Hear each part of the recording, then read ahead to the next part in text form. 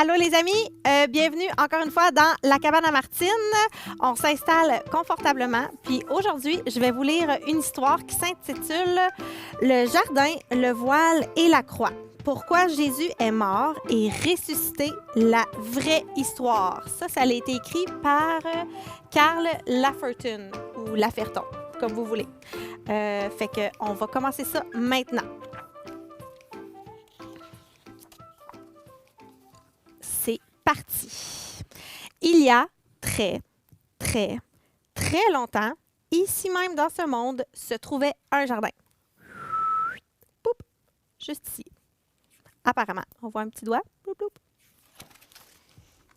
Dans ce jardin, tout était merveilleux. Le monde était rempli de rire, de jeux, de joie, de plaisir. Rien n'était jamais mauvais. Personne n'était jamais triste. Et le top du top, le top là, pas rien de plus haut que ça, Dieu était là. Pardon, un petit chat dans la gorge. Bonjour Adam, bonjour Ève. C'est Dieu qui parle là, ici dans la bulle. Il avait créé toutes choses, il dirigeait toutes choses et il aimait toutes choses. Les gens pouvaient voir Dieu. Ils pouvaient parler à Dieu. Ils pouvaient tout simplement avoir du plaisir à être avec Dieu. C'était merveilleux de vivre avec Dieu. Ici, on a Adam qui dit « Ève, Dieu est encore là! Il veut encore se promener avec nous! C'est génial, non? » Puis là, Ève répond « Youpi! Je parie que ce sera encore plus formidable qu'hier soir! » Elle a une voix vraiment aiguë, Ève, dans l'histoire. Mais un jour, les gens ont fait quelque chose de terrible. Oh là là! Ils ont décidé qu'ils ne voulaient pas plus faire ce que Dieu leur disait de faire. Ils ont décidé qu'ils ne voulaient plus que Dieu dirige le monde. Est-ce que ça vous arrive, vous, des fois, de vouloir faire à votre tête? Moi, je sais que ça m'arrive souvent. Dieu appelle ça le péché. Le péché, ça gâche tout. C'est pour cela que le péché n'a pas sa place dans le merveilleux jardin de Dieu. Dieu a alors dit aux gens, « Vous ne pouvez plus vivre avec moi dans le jardin. » Et il les a chassés du jardin. Et pour montrer aux gens qu'ils devaient bien rester à l'extérieur du jardin, Dieu a placé des anges guerriers pour protéger l'entrée du jardin. Ces anges étaient là, à la porte du jardin, comme un grand panneau qui disait... Qu'est-ce que vous pensez qu'il disait, le panneau? Il disait « Défense d'entrée ». Maintenant, tout était différent. Il y avait parfois des choses mauvaises qui se passaient et les gens étaient quelquefois bien tristes. Mais ils continuaient à pécher, car ils ne voulaient pas que Dieu les dirige. C'est pourquoi personne ne pouvait plus habiter dans le merveilleux pays de Dieu. Dieu avait dit, à cause de ton péché, tu ne peux pas entrer. Dieu voulait que les gens se souviennent toujours de cela. C'est merveilleux de vivre avec lui, mais à cause de ton péché, tu ne peux pas entrer. Alors, il a dit aux gens de construire un bâtiment très spécial que l'on appellerait le temple de Dieu. Ce serait l'endroit où Dieu vivrait. Au milieu du temple se trouvait l'endroit le plus merveilleux au monde. C'est là que Dieu se tenait. Vraiment. Et en Dieu, il n'y a jamais rien de mauvais. Il n'y a jamais de tristesse. C'était vraiment formidable. Mais Dieu a demandé aux êtres humains d'accrocher un grand voile tout autour de cet endroit merveilleux. Est-ce que vous savez c'est quoi un voile? On le voit ici. C'est comme un grand morceau de tissu. Sur le voile, des anges guerriers avaient été dessinés. C'était comme un grand panneau qui disait « Défense d'entrée ». Pendant des centaines d'années, chaque fois que quelqu'un regardait le voile du temple, il se souvenait des paroles de Dieu. C'est merveilleux de vivre avec lui, mais à cause de ton péché, tu ne peux pas entrer. Alors les enfants sont devenus grands et ont eu des enfants. Et ces enfants sont devenus grands et ont eu des enfants. Et ces enfants sont devenus grands et ont eu des enfants. Et on connaît la suite. Des centaines d'étés et des centaines d'hivers ont passé et le voile, défense d'entrée, était toujours à sa place dans le temple. Puis, un jour, le Fils de Dieu est venu vivre dans ce monde sous la forme d'un être humain. Il s'appelait Jésus.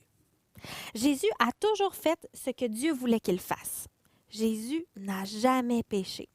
Et Jésus est allé dans le temple où le voile défense d'entrée était accroché. Jésus savait qu'il y avait parfois des choses mauvaises qui se passaient et que, quelquefois, les gens étaient tristes. Jésus disait que Dieu l'avait envoyé pour ouvrir à nouveau l'entrée du merveilleux pays de Dieu, là où il n'existerait rien de mauvais, là où personne ne serait jamais triste. Mais les gens ne voulaient toujours pas que Dieu les dirige. Alors, ils ont décidé de mettre Jésus sur une croix pour le faire mourir. C'est la chose la plus mauvaise de toute l'histoire des hommes. C'était le jour le plus triste de tous les temps. Mais Jésus avait un plan. Il avait prévu de mourir sur la croix. Quel étrange projet, hein? Pourquoi le Fils de Dieu avait-il voulu mourir? On se pose la question. Personne qui veut mourir. Sur la croix, Jésus a pris notre péché. Toutes ces mauvaises choses que nous faisons et qui nous rendent tristes, Jésus les a toutes portées à notre place. Et quand il a fait cela, quelque chose s'est passé. Quelque chose d'extraordinaire, d'époustouflant et de stupéfiant.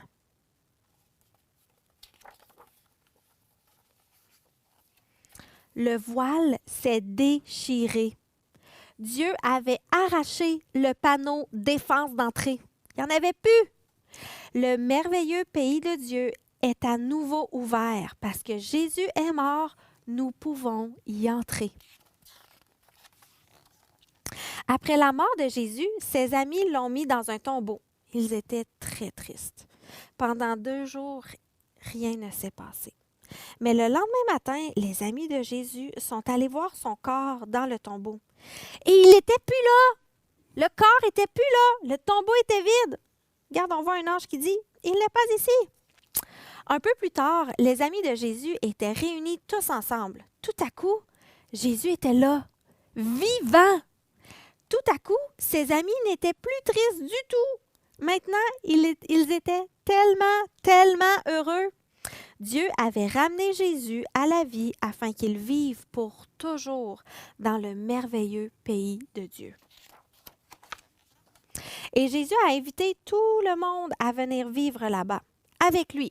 Il nous dit, Dieu dit que c'est merveilleux de vivre avec lui. À cause de ton péché, tu ne peux pas entrer, mais je suis mort sur la croix pour prendre ton péché. Alors maintenant, tous mes amis peuvent entrer. Regarde comment c'est beau. Nous verrons Dieu, nous parlerons à Dieu et nous aurons du plaisir à être avec Dieu, exactement comme il l'avait prévu. Ce sera merveilleux de vivre avec lui et tout ça grâce à Jésus. Nous dirons chaque jour « Merci Jésus, tu es formidable » et tu peux commencer à le dire aujourd'hui. Alors c'est ça qui termine notre histoire, le jardin, le voile et la croix. Et puis ensemble, en famille, vous pouvez discuter. Moi ici, j'ai une belle petite liste avec des questions pour vous aujourd'hui. Est-ce que vous vous rappelez qui vivait au début dans le jardin? Puis si toi, tu avais été dans le jardin, qu'est-ce que tu aurais aimé faire dans ce jardin-là? Pourquoi aussi est-ce qu'ils ont été sortis du jardin? C'est des bonnes discussions à avoir avec vos parents. Maintenant, concernant le voile, il était où le voile? Hein? Puis à quoi il servait? Puis qu'est-ce qui s'est passé avec ce voile-là quand que Jésus est mort? Puis aussi, aujourd'hui, pourquoi est-ce que tu peux dire merci à Jésus et pourquoi est-ce qu'il est formidable selon l'histoire du jardin, du voile et de la croix? Alors, c'est ce qui termine notre petit temps dans la cabane à Martine.